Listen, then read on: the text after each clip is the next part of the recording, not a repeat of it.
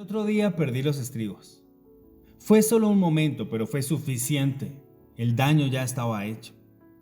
Más tarde me sentí muy mal por lo que había hecho y tomé las medidas para poder enmendarlo. Así es como funciona la culpa.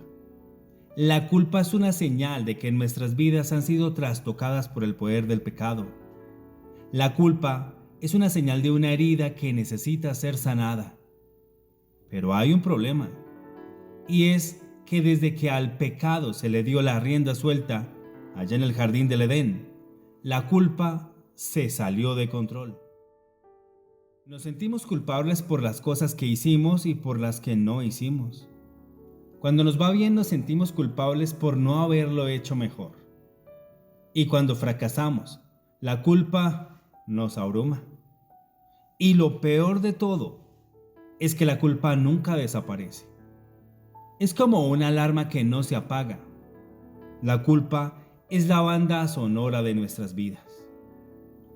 Agobiados por la culpa, recurrimos a la religión para poder encontrar alivio. Y en cambio, nos encontramos con el ministerio condenatorio de la ley. La religión nos dice que somos peores de lo que pensábamos. No solo hemos defraudado a nuestros hermanos, amigos y familiares, sino que hemos defraudado a Dios. Y con celo religioso, tratamos de hacer desaparecer la culpa, pero no sirve de nada. Cumplimos 9 leyes, pero fallamos en la 10ª. Estamos bien 6 días, pero tropezamos en el 7º. Y realmente, no importa cuánto trabajemos, la culpa sigue creciendo, ¿cierto? La culpa es una asesina. La culpa y la condenación son las raíces de muchos de nuestros problemas de salud. Nuestros huesos emocionales se ablandaron para el amor. No se endurecieron para soportar la culpa. Quiero decirles que durante 10 años puedo comentarles que gran parte de la asesoría que se brinda en la iglesia se basa en la culpa. Los pastores pasan gran parte de su tiempo ayudando a otros a manejar su culpa, y lo cual es irónico, ya que son los pastores mismos quienes te hacen sentir culpable en primer lugar. Bueno, por favor no se sientan condenados a mis hermanos predicadores, pero por favor dejen de estar predicando mezclas. Están enfermando a la gente y están chupando la vida de ustedes. Ojalá existiera una solución para la culpa, una cura. Pero quiero decirte que la hay, sí la hay. La escritura dice: acerquémonos a Dios con corazón sincero, en plena certidumbre de fe, purificados los corazones de mala conciencia y lavados los cuerpos con agua pura. Hebreos capítulo 10, versículo 22. Tú me preguntarás, ¿cuál es la cura para la culpa? Bueno, puesto que la cruz es la cura de Dios para el pecado, también es la cura para la culpa. ¿Luchas con la culpa? Entonces mira la cruz. Todos tus pecados están allí. Ser culpable significa ser considerado responsable de tu pecado. Yo estoy totalmente a favor de asumir la responsabilidad de nuestros errores. Pero cuando se trata del pecado, toda la responsabilidad del mundo no va a limpiar tu nombre pecaminoso. Tu carga de pecado es simplemente demasiado grande.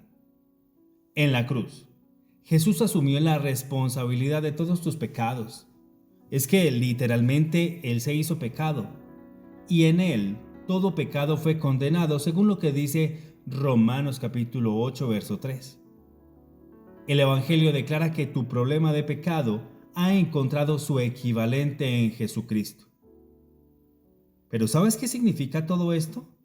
Bueno, bajo la ley, el mejor de nosotros es condenado, es considerado culpable de pecado. Pero bajo la gracia, el peor de nosotros es considerado justo por causa de Jesús. Vea 2 Corintios capítulo 5, verso 21. Esta es una de las revelaciones más profundas de la gracia, pero muchos la pasan por alto. Dicen, Sé que soy justo y estoy justificado, pero me siento culpable. Une los puntos. Si eres justo y estás justificado, no puedes sentirte culpable. ¿Pero qué hago? Me siento culpable. Bueno, esos sentimientos son un síntoma de incredulidad en la bondad de Dios. No dejes que ese sentimiento ande por ahí, como una rata en el ático. Enfréntalo. Toma ese sentimiento y haz que se incline ante la obediencia. Dios ha perdonado todos vuestros pecados. Ha borrado por completo la evidencia condenatoria de las leyes y mandamientos quebrantados, que siempre pendían sobre nuestras cabezas, y la ha anulado por completo clavándola sobre su propia cabeza en la cruz. Vea Colosenses capítulo 2 del verso 13 al 14. Según la ley, había una lista larga de cargos contra ti. Eres un cristiano holgazán, un pésimo padre y un pobre ser humano. ¿Pero quieres saber qué piensa Jesús acerca de todas estas acusaciones en tu contra? Él las clavó en la cruz. Así que no estés de acuerdo con esas acusaciones. Ponte de acuerdo con Jesús. Muchos cristianos luchan con la culpa porque no han comprendido plenamente en la obra terminada de la cruz. Están filtrando la vida a través de la lente obsoleta del pacto de observancia de las reglas.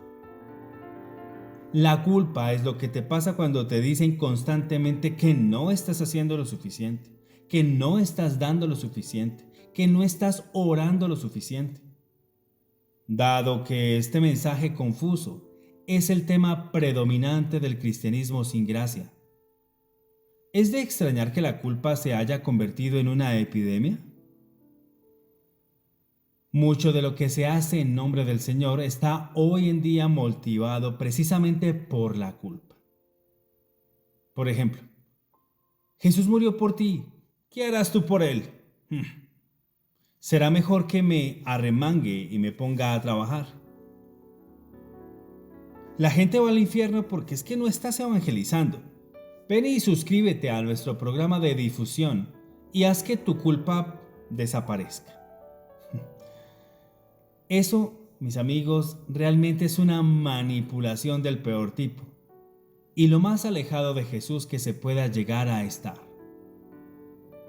Para empeorar las cosas, muchas de nuestras Biblias fueron traducidas por personas con conciencia de culpa. Pero ¿sabes acaso cuántas veces aparece la palabra culpa y culpable en el Nuevo Testamento? Bueno, la respuesta depende de qué tipo de Biblia estés leyendo. En la traducción de la Pasión aparece 0 veces. En la traducción literal de Young aparece 2 veces. En la versión estándar americana aparece 3 veces. En la versión King James aparece 6 veces. En la nueva versión internacional aparece 14 veces. Déjame acordarme de otro, la versión amplificada. Allí está 45 veces. Estas cifras revelan cuánta culpa hay en tu dieta. Por ejemplo, si lees la nueva versión internacional, estás sintiendo casi el triple de culpa que en la King James. Si lees la versión amplificada, estás sintiendo casi 8 veces más culpa. Algunas Biblias deberían venir con una advertencia sanitaria que dijera: contiene culpa añadida y rastros de fanáticos religiosos. Yo busqué todas las palabras griegas para culpa y culpable en Vine y descubrí que hay muy pocas. De hecho, Vine dedica más tiempo a enumerar palabras que se han traducido incorrectamente como culpable. ¿Sabes cuántos versículos dicen que los cristianos son culpables? ¿Te has hecho esta pregunta? Déjame decirte que la respuesta es 0. Nada. Absolutamente nada. Ni uno. Así que la próxima vez que escuches un mensaje que te haga sentir muy culpable, puedes rechazarlo como antibíblico. El otro día, cuando perdí los estribos, me disculpé y rápidamente hice las paces. No había nada religioso en eso. Es solo amor. Es sentido común. Pero la religión muerta hubiera dicho, no has hecho lo suficiente. Todo pecado es pecado contra Dios. Y debido a tu pecado, ahora estás fuera de la comunión con Él. Tú lo rompiste, así que ve y arréglalo. Examina tu corazón, confiesa tu pecado delante de Dios y Él limpiará tu pizarrón. Pero déjame decirte que un mensaje así apela a nuestra carne religiosa, pero realmente es un montón de estiércol anticristo. En lugar de llevarte de regreso a quien lastimaste, hará que te retraigas. Y tú, hará que te retraigas y le ores a tu ombligo.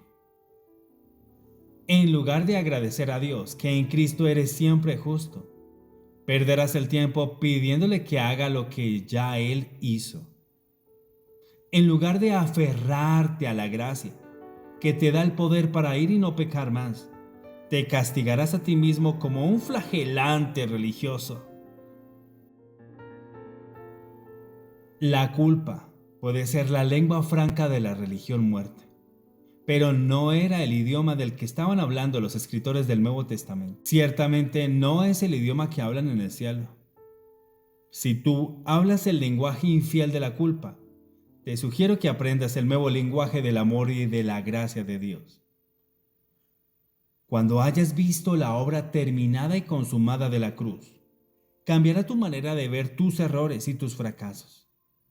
Ya no te vas a concentrar más en tus debilidades, porque es que ya no hay poder en ellas.